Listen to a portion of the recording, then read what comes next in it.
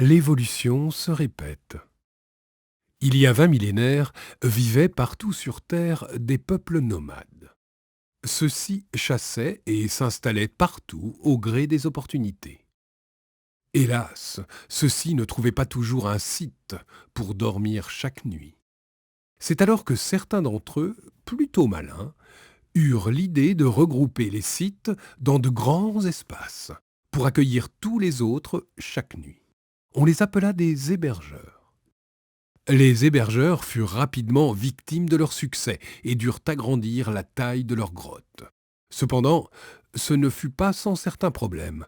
La promiscuité des lits était gênante, tout comme les revendications de standing qu'ils martelèrent sur les murs lors de manifestations violentes.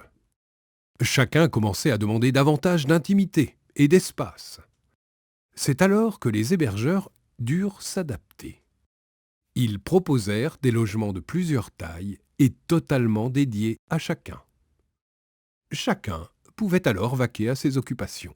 Hélas, les besoins évoluèrent. Le gibier se faisant rare dans certaines régions, les peuples bougèrent tout le temps, sur de plus grandes distances, et ne purent plus s'engager ni sur la durée du séjour, ni sur la taille du logement, ni sur sa forme, mais ils insistèrent pour qu'ils puissent cependant en bénéficier tout le temps. Bref, les peuplades devinrent pénibles, et les hébergeurs disparurent peu à peu. Heureusement pour eux, des artisans constructeurs, les cloudeurs, nommés ainsi pour leur maîtrise avancée du plantage des clous, arrivèrent pour leur proposer à la fois les terrains, mais aussi tout le matériel pour construire chaque jour, n'importe où et à n'importe quelle heure, la hutte de leurs rêves.